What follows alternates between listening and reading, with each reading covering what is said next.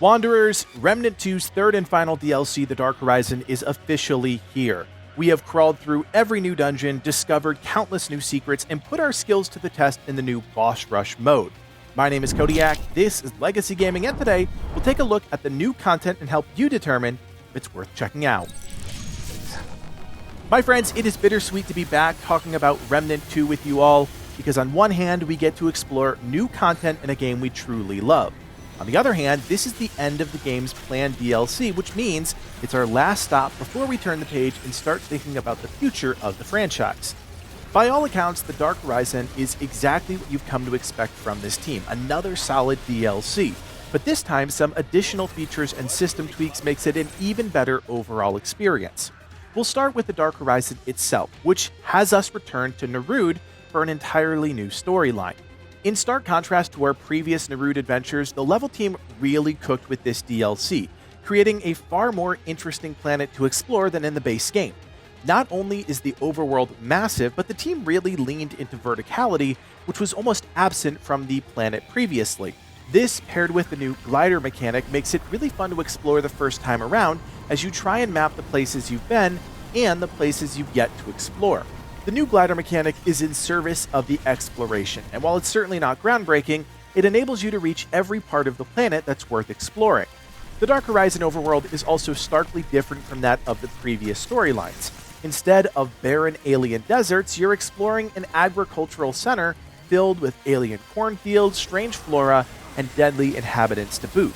The vegetation actually makes the combat a bit of a visual nightmare, but I actually enjoyed the extra challenge caused by the environment.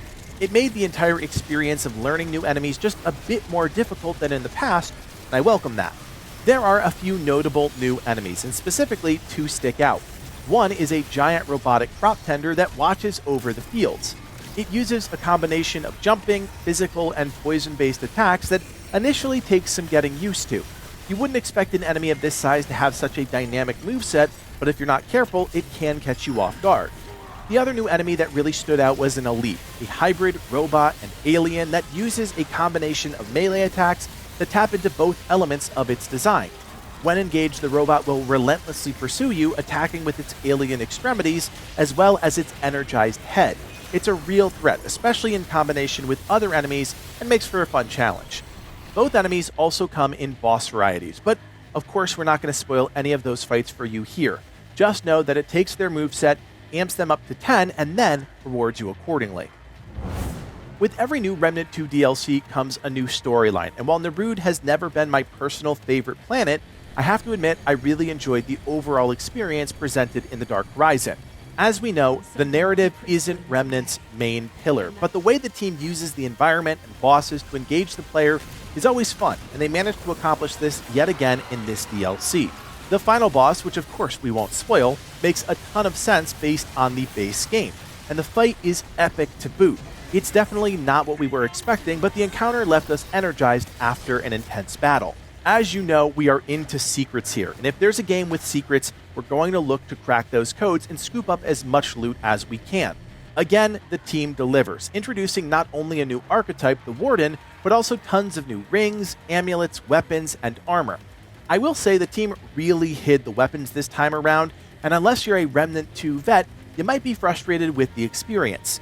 On multiple occasions, Livid and I solved a multi-step mystery thinking we were about to receive some sort of weapon, only to get yet another ring or material, and while those are cool, they are far from the reason people play or come back to a game a year plus after launch.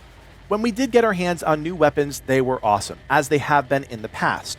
Unlocking the Dark Matter Gauntlets has officially made me a Remnant 2 melee believer, and the Monorail primary weapon packs an insane punch that we're confident will sneak into a ton of builds. The weapons we have successfully found are great, as we've come to expect, but other secrets we are still trying to crack are just a bit too elusive for our taste, and if we had to guess, there are likely weapons waiting behind those secrets as well. The Dark Horizon also introduces players to a new archetype, the Warden. This is a shield-based class that also comes with a personal drone that can shield, heal, or damage enemies depending on the skill you have equipped. Both Livid and I are enjoying the archetype immensely as it gives players the permission to experiment with a true shields build, which is enabled by the new items that all support that playstyle. Having another companion class also opens up a ton of doors for build potential, especially for solo players, and while there are one or two frustrating quirks with the drone, it does its job well. Our biggest issue is with the combat drone, specifically when an ally uses it in co-op. If you're in melee, you'll constantly have to deal with the drone shooting you in the back of the head. You can mitigate the damage with the kinship trait, but we really shouldn't need to do that. We also ran into an annoying audio bug with the drone where it just constantly made loud noises, but that's something we'd expect the team to patch quickly. If you are excited about the new archetype and don't want to go on the hunt yourself for the elusive set of secrets, be sure to check out our full-length guide on the channel revealing how to unlock the class and find its unique armor set and accompanying weapons. Alongside the Dark Horizon DLC is a free update, accessible to anyone whether you have the DLC or not. This adds the new Boss Rush mode into the game, as well as revamps the fragment system, enhancing it with a new feature called Prisms. The revamp to fragments is incredible, and a pivot that works so well based on the current state of the game. Now, instead of fragments being tied to relics, they are an independent system that players can engage with separately. Through a new interface, you can simply toggle on and off the fragments that you want, and the new visuals really make it clear how many fragments are in the game, what you've unlocked, and how powerful each buff is. The Prism system further enhances this. Think of these like an expansion of your existing fragments. You either purchase one of several different prisms from various vendors, or unlock them through in-game systems, and then level it up by simply playing the game. With each level, you're able to select a buff, and this gets applied on top of the fragments. There is an RNG component to the buff, so you're not guaranteed to get everything you want, but there are multiple prisms to unlock, giving you a fresh slate every time. At the moment, you can only re-roll your prism once it reaches max level, and it takes a ton of effort to reach that point, which might be frustrating for some that expect total fluidity of choice in their games. But at this point, 3 DLCs in, we didn't mind having to commit to our decisions. Don't forget there are multiple prisms to obtain and level up, so you do have some avenues to navigate around that restriction. The other new feature in the free update is the introduction of Boss Rush, and this isn't your typical setup. You'll enter into a dungeon themed around the world and boss you'll be fighting next. Your goal is to get to the exit of the dungeon to face said boss, but standing in your way is a relentless horde of enemies capped off by an aberration fight. Successfully surviving that miniature gauntlet, the exit will unlock and you'll be able to pass through to the boss fight. As a side note, there is also a buff pylon in each of these horde maps that allows you to choose one of 3 random buffs for your character to run. The pylon is always spawned somewhere, but killing the aberration will reveal its location on the map if you haven't found it by that point. From there, you'll head into the boss encounter, and upon successfully defeating said boss, you'll be able to scoop up a chest at the end of each area, filled to the brim with crafting resources and consumables.